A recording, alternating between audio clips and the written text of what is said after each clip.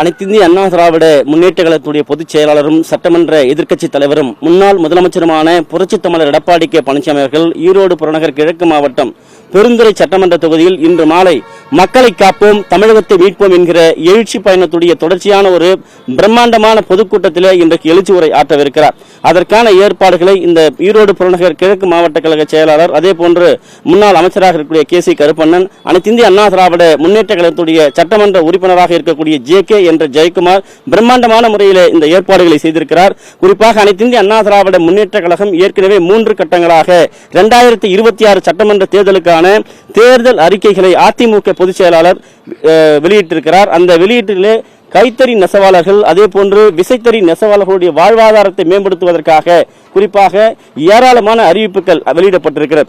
அந்த அறிவிப்புகளுக்கு ஏற்றால் போல அனைத்திந்திய அண்ணா திராவிட முன்னேற்ற கழகத்துடைய சட்டமன்ற உறுப்பினர் ஜெயக்குமாருடைய ஏற்பாட்டிலே அந்த விசைத்தறி எப்படியெல்லாம் அவருடைய வாழ்வாதாரங்கள், தொழில் எப்படியெல்லாம் நசுக்கப்பட்டிருக்கிறது, அந்த தொழில் ரீதியாக அவர்கள் எப்படியெல்லாம் மிகப்பெரிய அளவில் துன்பப்படுகிறார்கள், அனைத்திந்திய அண்ணா திராவிட முன்னேற்ற கழகத்துடைய இந்த அறிவிப்பு என்பது மிகப்பெரிய அளவில் இலவச மின்சாரம், அதாவது ஏற மக்களுக்கு 1400 யூனிட் இலவச மின்சாரம் என்கிற இந்த அறிவிப்பு எப்படி மிகப்பெரிய அவர்களுக்கு வாழ்வாதாரத்தை மேம்படுத்துவதற்கு, அவர்கள் வாழ்வை செம்மைப்படுத்துவதற்கு இது மிகப்பெரிய உதவியாக இருக்கும் என்கிற அந்த தத்ரூபமாக அதிமுக பொதுச் செயலாளர் அறிவித்திருக்கக்கூடிய அந்த அறிவிப்பு பலகையோடு இந்த விசைத்தறியினுடைய அந்த விசைத்தறி அப்படியே கொண்டு வந்து இந்த மேடையில் பொருத்தி வைக்கப்பட்டிருக்கிறது. அதே போன்று கைத்தறி நெசவாளர்களுக்கான வாழ்வாதாரம் மேம்பட அனைத்திந்திய அண்ணா திராவிட முன்னேற்ற கழகத்தின் சார்பில் ஏறக்குறைய அவர்களுக்கு 450 யூனிட் இலவச மின்சாரம் வழங்கப்படும் என்று அறிவிக்கப்பட்டிருக்கிறது.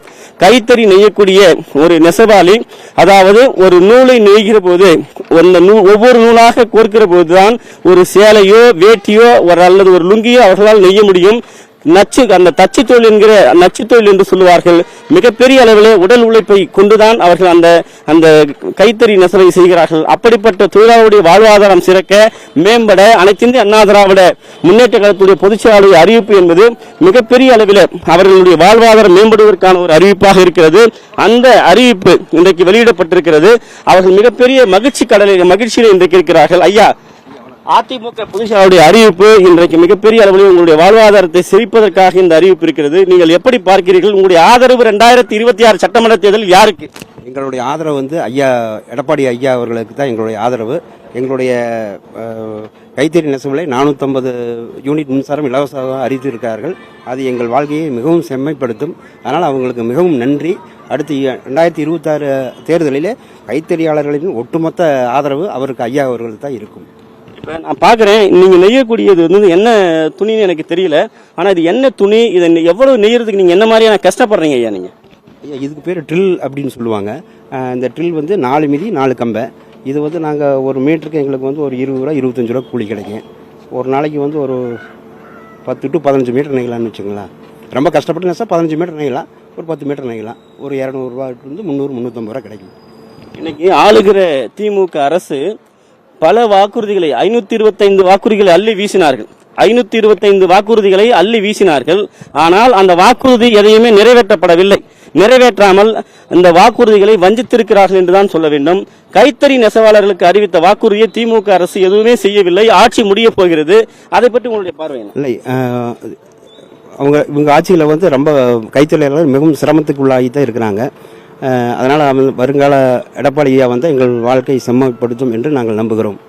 குறிப்பாக நாம் ஏற்கனவே சுட்டிக்காட்டியது போல அனைத்திந்திய அண்ணா திராவிட முன்னேற்ற கழகத்துடைய பெருந்துறை சட்டமன்ற உறுப்பினர் ஜெயக்குமாருடைய ஏற்பாட்டிலே அந்த விசைத்தறி செய்யக்கூடியவர்களுக்கு 1400 யூனிட் இலவசமாக வழங்கப்படுகிறோம் என்கிற அறிவிப்பு, அதே போன்று கைத்தறி நெசவாளர்களுக்கு 450 யூனிட் இலவச மின்சாரம் என்கிற அறிவிப்பு, அதே போன்று இந்த 3 கேஸ் மானியமாக வழங்கப்படும் என்கிற அறிவிப்பு, அதே போன்று 2500 ரூபாய் 2000 ரூபாய் இளம் பெண்களுக்கு வழங்கப்படும் என்கிற அறிவிப்பு, மகளிருக்கான இருசக்கர வாகனங்கள் 25,000 ரூபாய் மானியத்திலே வழங்கப்படும் என்கிற அறிவிப்பு, அதாவது 5 லட்சம் பேருக்கு வழங்கப்படும் என்கிற அறிவிப்பு, ஆட்டோவிற்கு மானியமாக 75,000 ரூபாய் வழங்கப்படும் என்கிற அறிவிப்பு. நீங்கள் பார்க்கலாம், இதையெல்லாம் தத்ரூபமாக அதிமுக சொன்னதைத்தான் செய்யும், செய்வதைத்தான் சொல்லும் என்கிற அந்த அடிப்படையில் இன்றைக்கு இந்த மேடையில் மிக பிரம்மாண்டமாக அமைக்கப்பட்டிருக்கிறது என்பதைத்தான் நம்மால் பார்க்க முடிகிறது. அனைத்திந்திய அண்ணா திராவிட முன்னேற்ற கழகத்துடைய இந்த பிரம்மாண்டமான எழுச்சி பொதுக்கூட்டத்தில் கைத்தறி நெசவாளருடைய வாழ்வார் நீங்கள் பார்க்கலாம். ஒரு நூலை எப்படி இந்த கைத்தறி நெசவாளர் எப்படியெல்லாம் அதை பக்குவமாக உருட்டி ஒவ்வொரு நூலாக கோர்த்து அந்த துணியை அவர்கள் மிக கடினமான வேர்வை சிந்து உழைக்கிறார்கள் என்பதைத்தான் இதை காட்டிக் கொண்டிருக்கிறார். ஐயா, அதிமுக 450 யூனிட் இலவசமாக என்ற அறிவிப்பு நீங்கள் எப்படி பார்க்கிறீர்கள்? திமுக எப்படி 5 ஆண்டுகளாக உங்களை வஞ்சித்திருக்கிறது? இந்த அறிவிப்பு நீங்கள் பார்க்கிற போது உங்களுடைய உழைப்பு எங்களுக்கு தெரியுது, அதை பத்தி சொல்லுங்க.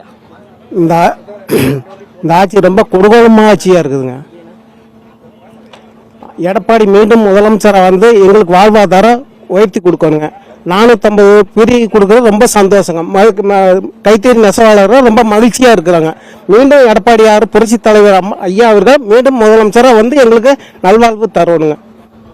நீங்கள் பார்க்கலாம், அவருக்கு அதற்கு மேல் பேசவில்லை. எங்களுடைய வாழ்வாதாரம் மேம்பட வேண்டும் என்றால் அதிமுகவுடைய பொதுச் செயலாளர் புரட்சி தமிழர் எடப்பாடி கே பழனிசாமி அவர்கள் தான் மீண்டும் முதலமைச்சராக வர வேண்டும். அவர் வந்தால்தான் எங்களுடைய வாழ்வாதாரம் செழிக்கும், அப்போதுதான் எங்களுடைய வாழ்வாதாரம் மேம்படும் என்கிற நம்பிக்கையை அந்த கைத்தறி நெசவாளியாக இருக்கக்கூடிய நெசவாளி தெரிவிக்கிறார். ஒரு நெசவாளி எப்படி ஒரு நூலை கொண்டு தன்னுடைய வாழ்வாதாரத்தை ஒவ்வொரு நூலாக கோர்க்கிற போது தங்களுடைய அந்த வாழ்விற்கான ஊதியம் கிடைக்கிறது என்பதை தத்ரூபமாக அனைத்து இந்திய அண்ணா திராவிட முன்னேற்ற கழகத்தினுடைய சட்டமன்ற உறுப்பினர் இந்த மேடையிலே ஒவ்வொன்றாக பார்த்து அலங்கரித்து வைத்திருக்கிறார். நாங்கள் எல்லாம் சொல்ல மாட்டோம், சொன்னால் செய்யாமல் இருக்க மாட்டோம் என்பதைத்தான் இந்த வாக்குறுதிகள் இன்றைக்கு காட்டிக் கொண்டிருக்கிறது. அனைத்து இந்திய அண்ணா திராவிட முன்னேற்ற கழகத்துடைய சட்டமன்ற உறுப்பினருடைய ஏற்பாட்டிலே மிக பிரம்மாண்டமான முறையில் இந்த மேடை அமைக்கப்பட்டிருக்கிறது. பன்னீர் கரும்புகள், வாழை மரங்கள், அதே போன்று பாக்கு குலைகள் என பசுமையோடு தோரண வாயிலும் பிரம்மாண்டமான முறையில் அனைத்து இந்திய அண்ணா திராவிட முன்னேற்ற கழகத்துடைய நிறுவன தலைவர் புரட்சித் தலைவர் எம்ஜிஆர், புரட்சி தலைவி அம்மா, அனைத்து இந்திய அண்ணா திராவிட முன்னேற்ற கழகத்துடைய பொதுச் செயலாளர் புரட்சி தமிழர் எடப்பாடி கே பழனிசாமியுடைய கட் அவுட்டுகள், அதே போன்று அறிவிக்கப்பட்டிருக்கிற வாக்குறுதிகள் ஒவ்வொன்றும் புகைப்படங்களோடு அதற்கான காட்சிகளோடு அதிமுக பொதுச் செயலாளருடைய அந்த புகைப்படத்தோடு பிரம்மாண்டமான முறையிலே கட்டவுட்டுகள் அந்த அரங்கத்தை சுற்றி அமைக்கப்பட்டிருக்கிறது. கழகத்தினுடைய கொடியானது அதாவது மிக பிரம்மாண்டமான முறையிலே இந்த அரங்கம் சுற்றி அமைக்கப்பட்டிருக்கிறது. அது பிரம்மாண்டமான முறையிலே காற்றிலே வீசிக் கொண்டிருக்கிறது. அனைத்து இந்திய அண்ணா திராவிட முன்னேற்ற கழகம் என்கிற இந்த மாபெரும் இயக்கத்தை 2.5 கோடி தொண்டர்களை வழிநடத்தக்கூடிய மக்களுக்காகவே இயங்கக்கூடிய மாபெரும் இயக்கத்தினுடைய பொதுச் செயலாளராக இருக்கக்கூடிய அதிமுக பொதுச் செயலாளர் ஏறக்குறைய இன்றைக்கு 192வது சட்டமன்ற தொகுதியாக பெருந்துறை சட்டமன்ற தொகுதியில எழுச்சி உரை ஆற்றவிருக்கிறார். பல்லாயிரக்கணக்கான மக்கள் மத்தியிலே இன்றைக்கு இந்த எழுச்சி உரைக்கான வரவேற்பு அளிக்கப்படவிருக்கிறது. பெருந்துறை சட்டமன்ற தொகுதியே குலுங்குகிற விதமாக அலைகடல் என மக்கள் திரளவிருக்கிறார்கள். நேற்றைய தினம் அந்தியூரிலே ஏராளமான மக்கள் மத்தியிலே எழுச்சி உரை ஆற்றினார்கள். பெருந்துறையை முடித்துக் கொண்டு அடுத்ததாக பவானியிலே இன்று இரவு மாலை அதிமுக பொதுச் செயலாளர் புரட்சி தமிழர் எடப்பாடி கே பழனிசாமி அவர்கள் எழுச்சி உரை ஆற்ற இருப்பது குறிப்பிடத்தக்கது. அபினேஷ்.